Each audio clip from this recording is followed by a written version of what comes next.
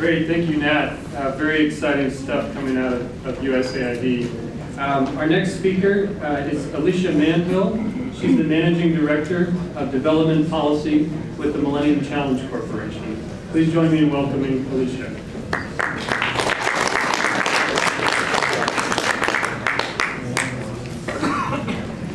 Thanks a lot. So, as Franz mentioned, I'm Alicia Manville, and I'm the Managing Director for Development Policy at the Millennium Challenge Corporation, which is a sister foreign assistance agency with a lot of investments in agriculture and irrigation.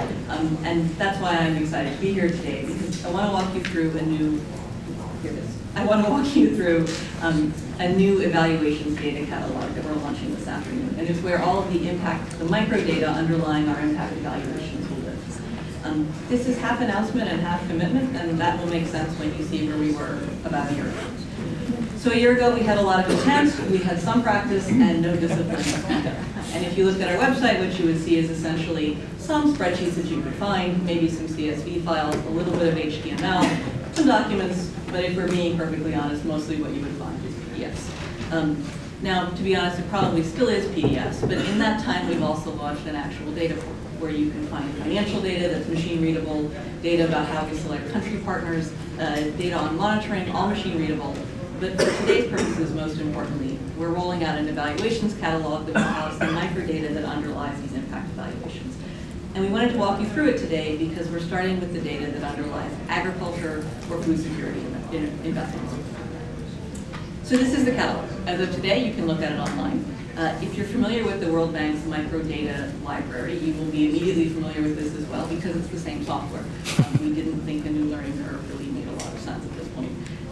You can search it by description of the study. You can look for specific variables. It's a fairly straightforward interface, and a lot of people are already familiar with it.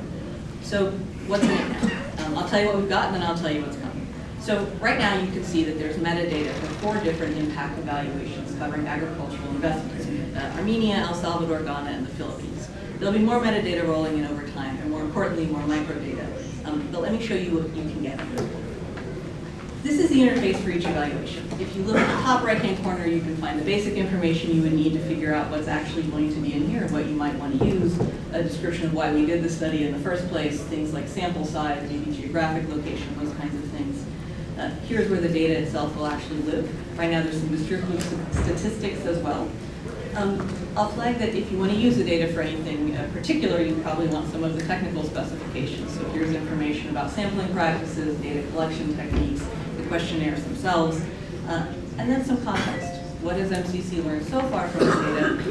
And here we're talking about not just the evaluation studies themselves or the baseline studies, but also some of the peer reviews. So let me pick an example because I actually think that will help show why there's a little more process in this than just an immediate data release. For each survey, you can find a list of the questions that were asked. Basically, what are the variables that are now available as part of a microdata set? And if you look at it closely, what you'll see is that these are basically farm or household level surveys. So you can imagine there's a good bit of privacy data that's in there requiring an anonymization process. If you pick one, let's look at crop production and utilization.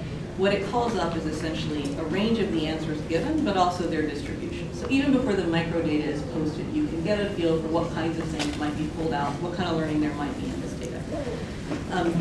I've been asked to highlight all of this is also available via XML in case anybody wants to pull things in that. So hopefully you are asking yourselves, great, when can I load this outstanding microdata? And that's exactly what we wanted you to be asking us. Based on the completed and ongoing impact evaluations that we're doing at MCC, we expect to load about 100 sets of metadata into this evaluations catalog.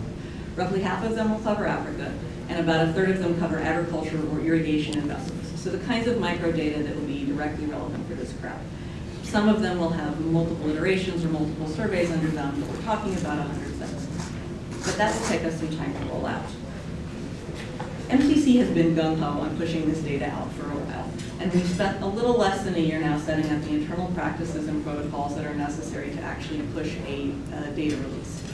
And what we've learned, and we may as well learn it publicly, although I suspect several of you will roll your eyes because we should have known it from the beginning, is that if you want to be disciplined, if you want to release data that's maximally usable, that's consistent on an iterated basis over time, then your setup really, really matters. So we're setting up.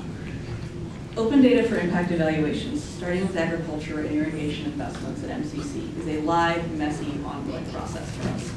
A year ago, we had no internal review board, no disclosure review board, no inventory of the microdata that we had on hand or the privacy precautions that we had taken at the point of data collection. But we're a US government agency and we want to uphold all the standards around ethical data release. And so now we have a disclosure review board and it will meet for the first time next month. And based on their input and their review, we expect to roll microdata into this catalog as they approve it. And that will take us some time to do it right. But here we are drawing attention to this data catalog now and essentially inviting you in to watch us learn real time how that process works. Not so much to invite you to watch, but also to learn with us. Because while the development and agricultural learning that comes out of this data might be immediately apparent to us, some of the applications, we need feedback on what else there might be. Vocal expectations about the speed and content of data disclosure is critical for helping us figure out how to prioritize which data needs to come first, what types of subsets does it need to include. So here we are, data portal, new evaluations data catalog, feedback mechanism. All of these things are not done yet. In fact, you could argue several of them are not even mid-course, they're quite early. But we thought maybe inviting everyone in to come on the course with us to reflect some of the earlier speakers today is a pretty good way to get somewhere else. So with that, I will turn it back over to Franz Hauptstrasser, and I think we will introduce the next speaker.